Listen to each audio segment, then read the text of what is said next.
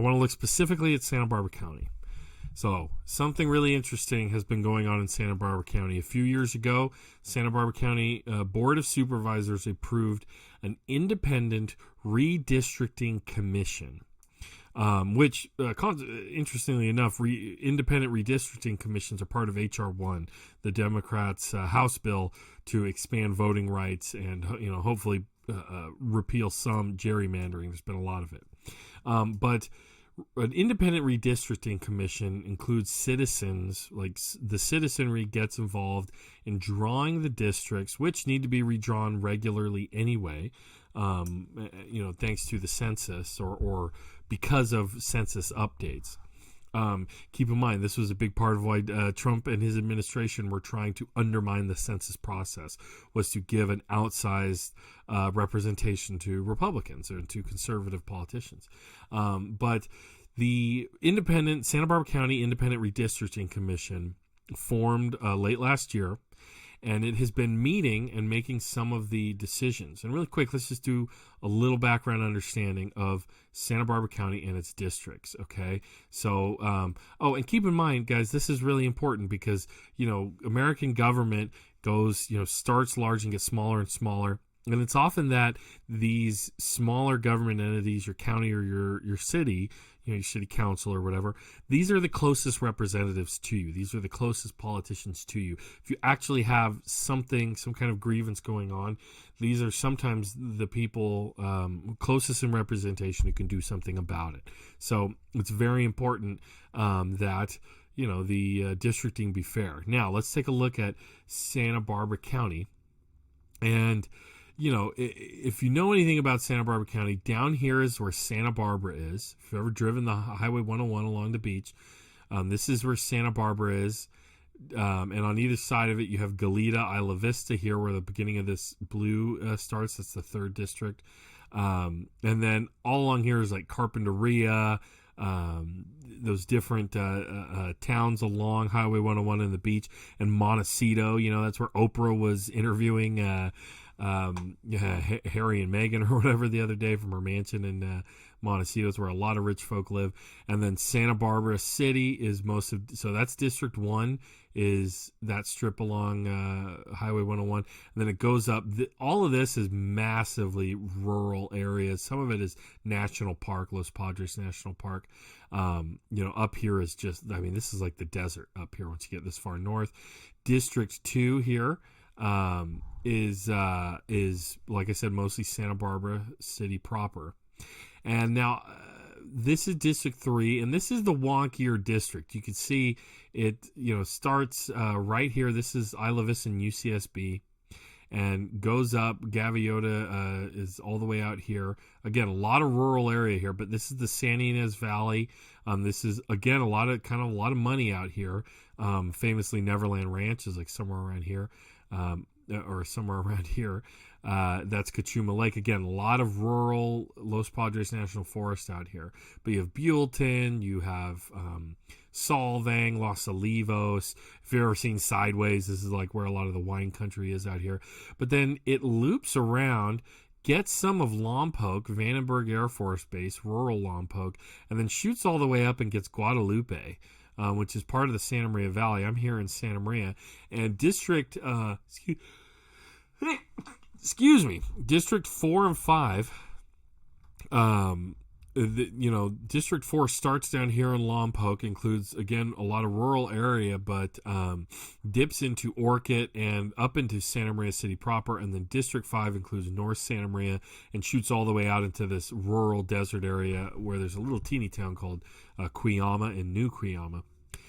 But so you should know that the political alignment of these districts, there's these 3, Districts 1, 2, and 3, are mostly left. They go to liberal Democrats. And, these aren't Bernie Sanders Democrats. They are like, famously in District 1, these are like Tesla driving. Doss Williams is like a Tesla driving, latte sipping Democrat, right? And in District 2, what's his name? It's here they are. Greg Hart And District 3 is Joan Hartman. She's a Democrat. And the two, District 4 and District 5 are two more conservative districts, okay?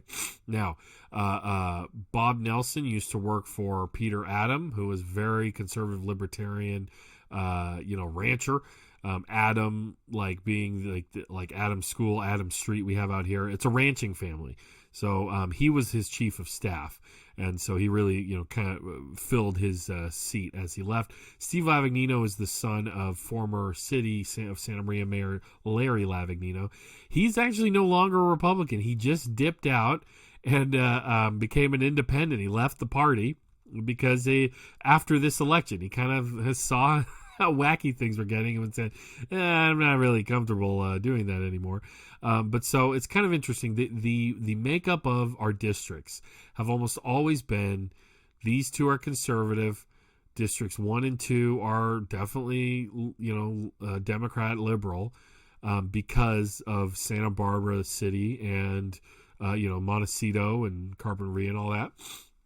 And then District 3 has been the swing district for a long time because, and it really, when you look at it, it is kind of wonky. It wraps all the way up. I don't know how much the people of Guadalupe, which is a teeny tiny town on Highway 1, which is really cute if you visit it. It's very low income, a lot of people of color. I'm not sure how much it has to do with San Ynez and Buellton and Los Olivos out here, where you got people like celebrities like Bo Derek and what's his name, David Crosby, living out here. Big money. Not sure how much they have in common. So District 3 has kind of been the wonkier district for a long time. And the way districts are drawn, it gets very political. And we've seen that with this new redistricting commission. And the way they did is there were a bunch of people nominated who had their hats put in the ring for the to redraw these district lines. And the commission pulls 2 people from each district, and then also includes one person who from just anywhere in the county to kind of be like a split vote if it came to that. And it's been interesting. What the appointments got interesting because there were very few people of color appointed from the districts, and North County especially has a majority Hispanic population, Latina population, and there are very few Latinas on especially in round 1 of the appointments. It was mostly all white people, and then those first round of appointees selected the rest of the appointees. And so it has diversified a bit as it went along. There were a few people who ducked out as it started and then joined in. But a controversy has arisen from COLAB, which is the Coalition of Labor and Agriculture, which is the organization of very conservative radio host and failed House of Representatives candidate against Salud Carbajal. And that is Andy Caldwell. This guy. Hey, it's the Andy Caldwell show. Hey, my big thing was when I called into the Sam Cedar show, the Majority Report. I was talking about Andy Caldwell blaming the January 6th insurrection on Antifa. Talking to Joe Arpaio. Check into my videos if you want to see more about that. But his organization, COLAB, the Coalition for Labor, Agriculture, and Business, is suing over the appointment of a lawyer to this commission. Really quick, a Superior Court is expected to rule Tuesday morning on COLAB's petition to block the Santa Barbara County Board of Supervisors from approving the Citizens Independent Redistricting Commission's plan to hire an attorney the organization says doesn't qualify to hold the job.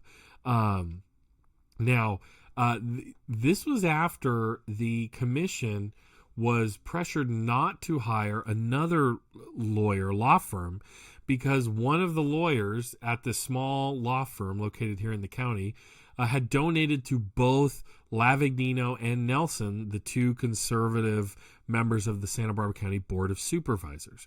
Okay, so this is very like minutia in the weeds stuff. But according to the bylaws of this commission, you can't, people can't be appointed to these unelected appointments to the commission, the council, or the demographer that they're going to use, if they have made these types of political contributions, especially directly to supervisors, to sitting supervisors. Caldwell is trying to, and his organization, which is subsidized by big oil and big ag, the largest industries with the largest economic impact in Santa Barbara County. They are his organization is trying to say that the lawyer that has been appointed, who part of it was this other firm that had a political conflict. He's trying to allege that the lawyer that the commission is choosing has the same conflict. Really quick, let's go over to this is one of the recent meetings of the commission. This was in January as they were trying to kind of narrow down this decision. And this is Andy Caldwell's public comment where he was trying to he's complained quite a bit. First of all, a good number of the commissioners are registered Democrats, which the county is majority Democrat. But this guy right here, Glenn Morris, who was the first appointee from District 5, Santa Maria, that's the district I live in, he is a Republican, and he's the head of the Chamber of Commerce, which is a very conservative institution, if you know much about it. But so there is multiple parties on within the district represented. Caldwell's complained about there being mostly Democrats, but now he's complaining. Here were some of his complaints as they were working to select the lawyer, the counsel for this. Good evening, Mr. Caldwell. Good evening, Chair Morris, members of the commission. I'm Andy Caldwell, representing COLAB. I represent a coalition of labor, agriculture, and business. We have 4 unions on our board: agriculture, manufacturing, and industry. So we have a mix of people from all parties in our organization. We've been involved in redistricting before, and in fact, we ended up suing the county one time over redistricting because we felt like they violated the principles that will be guiding you in doing those maps. So I hope you heard that. COLAB has sued the county before. This is not the first time. And in fact, COLAB and Andy Caldwell, they were pushing for this redistricting commission. There was a guy, a conservative, who approached and tried to put a ballot initiative or approach the board of supervisors to have a redistricting commission that was actually much smaller, had less accountability, but it was again pushed by a conservative group. And then this commission, which balanced out the power more, was proposed instead. But let's continue. Well, back then, Woocher was the firm that the county hired against a citizens group on defending redistricting. Totally competent attorney as far as that goes, and we've been in lawsuits with Phil Seymour too, and he's a darn good attorney. But I want to bring up something that's not clear to me. So Spencer Brandt, for instance, is a Democratic Party official in Santa Barbara County. He has a partisan interest in this, and that's all fine and good. He's not on your commission, but he's got a partisan interest. It begs the question, did all 4 of the attorneys' firms get equally vetted independently of the people that are complaining to you tonight? I couldn't tell from the public record that there was an independent vetting of all the attorneys and the staff members of these firms. Because I know that Nielsen, and I've never met Nielsen or been involved with their organization, they were targeted early on, and probably because in some cases they have represented clients or boards or parties that leaned conservative. So I understand that, but I'm looking to you to be completely independent and completely objective. So instead of taking public comment that these guys have a conflict or one of their attorneys has a conflict, it begs the question, how well were the other attorney firms vetted? So Caldwell is basically making an argument that since these, because there were many callers, many public commenters who complained about this one law firm and the clear political conflict. The last election, donations were made to the conservative, supervisors. And he was trying to, he was basically making, and you hear this sometimes from the right, where they go, well, is the same scrutiny being paid to everybody else? Alleging that there's unfairness, but doing nothing really to prove it. COLAB, is now just recently tried to sue the county over this redistricting, over the who was going to be hired. And Woocher, the guy he was complaining, who said that he had political, problems, and Andy Caldwell, quote, "They had the chance to do the right thing," said Andy Caldwell. "They didn't. This board should avoid even the appearance of impropriety. This is not a board ordinance. This is a voter-approved ordinance."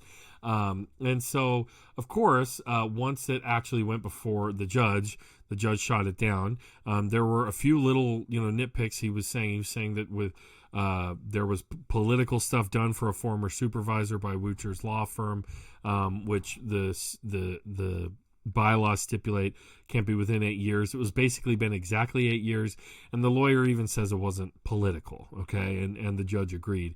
But this also went before the Santa Barbara County Supervisors, and they okayed the attorney. They just said, okay, well, we shouldn't really get that involved in this, and that's Steve Lavignino. Like I said, he's now an independent, but he's definitely conservative, on the conservative side of things. And so it was a split vote, of course, with Lavignino and Nelson both voting to, not allow this, basically siding with Andy Caldwell. And the three more progressive or liberals voting to allow it. Let's see right here. This is Doss Williams from District 1. "For this thing to work and for the independent redistricting committee to work, inevitably they're going to do something we don't agree with," Williams said. "For me, it's hard to see how the independence of this commission is preserved if the board can spank them by using the power of the purse string." Joan Hartman said, "I gather this was a unanimous decision and we should honor that." But Lavignino said the ordinance went to great length to assure the commission would have connection to anything that would be a truly independent committee, but because there was an appearance of outside influence, he could not support hiring Woocher. "At the end of the day, I want my turn to my constituents and say it was a fair process. You may not like the lines that were drawn, but it was a fair process. There's enough stink, I think, on Woocher that we don't want this brick in our county." So the stink is coming from Andy Caldwell, who is arguably quite a far right propagandist. He's I'm not gonna say I'm not somewhat swimming in the same pool. He's just a guy who talks into a microphone on his radio show. But really, actually, I would say no, we're not quite, because Andy Caldwell works on the behalf of the wealthiest interests in Santa Barbara County: big oil, big ag, again, which have tons of money just to funnel to Caldwell and his organization so he can be a right-wing mouthpiece on the radio. He calls himself a watchdog, a government watchdog, which really he's a lobbyist, if you ask me. And so, Caldwell has a very clear motivation here, and he doesn't make any secret about it, because check it out. Here's his COLAB newsletter, everybody. COLAB, where he's, gloating about threatening to sue the county. And let's just see exactly why he's doing what he's doing, because he just makes it clear in the newsletter. He talks about the ballot initiative. Requires blah blah blah, the redistricting commission. He talks a bit about how the redistricting commission works. But so predictably, the independence of the commission is under siege by progressive activists. This includes progressive attorney Philip Seymour, Santa Barbara County Democratic Party organizing director Spencer Brandt, and Lee Heller, who is a consistently large donor to local Democratic candidates. So let's see. So this group relentlessly pressured the Redistricting Commission to forgo hiring the firm of Nielsen and Merkismer. That's the one where the guy had donated to the conservative, to Lavignino and Williams. And Nielsen was in violation of 8-year prohibition, and donated $1,000 to Supervisor Bob Nelson. Let's see. Nonetheless, Nielsen was recommended by county staff because the only firm in the state that specializes in drawing political boundaries. Now, hold on. So while the intrigue, so here it is. Here's where he gives the goat. So while the intrigue, many of the issues that come before the Board of Supervisors are decided on a 3-2 vote. The partisan activist goal is to keep Isla Vista placed in the county's 3rd district, which is otherwise a North County district, keeping the deciding vote in all matters in the pocket of South County progressives. In that regard, nothing much has changed in the past 30 years, as this boundary line incongruity has led to 2 attempted county splits. That is to say, the North County, despite the fact that it is more populous than the South County, is dominated by the South County by way of this Isla Vista machination. This by virtue of the fact that the students in IV vote in a monolithic block which overwhelms the rest of the voters in the districts they share. So he's making it clear he wants, and this is what COLAB sued over years ago. Is they were trying to get Isla Vista where they wanted it,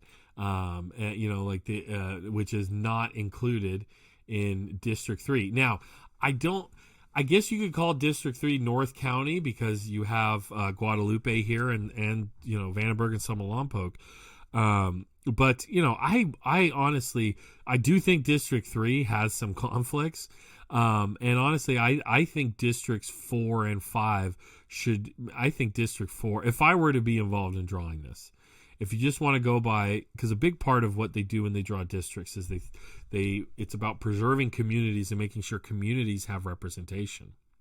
I think that District 4 should include more of like the rest of Lompoc. So Lompoc is quite a block in Vandenberg, and maybe even go up here in Orchid. And I think District 5 should, maybe start more around here and include all of Santa Maria Valley. Guadalupe is part of Santa Maria Valley. District 5 should include more of Santa Maria. Already, Santa Maria is being split up as a voting block right there. So, I don't see why, District 4 goes so much farther into Santa Maria. Valor in the comments is asking, so he's saying IV is a problem because youth leans Democratic. Yeah, so Isla Vista is down right here. And then, so much of Santa Ynez and this area leans Democratic as well. The county itself leans Democratic. We can go into the voter rolls and look at the numbers. I did it a few streams ago.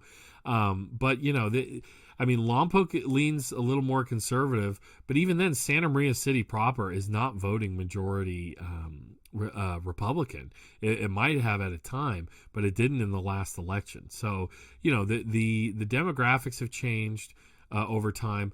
A lot of things have changed over time. So I do want to see how the independent redistricting committee comes up with things, because you got to admit, I do think District 3 is a bit wonky. But, it's also the population. So much of the population of Santa Barbara County is concentrated in 2 places. Right here in the south, along the coast in Santa Barbara, Goleta, Isla Vista, Montecito, Carpinteria. And then the rest of it is jammed up here in North County in the Santa Maria Valley. We got 100,000 in Santa Maria and close to 80,000 in Orchid alone. This valley alone is close to 200,000 people with Guadalupe.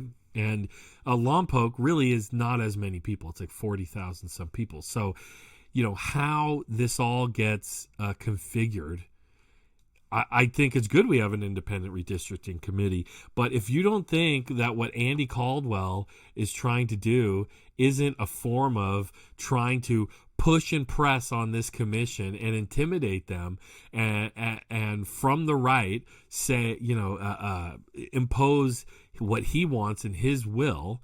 I mean, and of course the other people commenting from the left are doing the same. But Andy Caldwell, his organization has a history of suing during redistricting to get their way, and they've been trying to remove Isla Vista from the District 3 for a long time so that they can push the balance of the county supervisorial districts in favor of conservatives.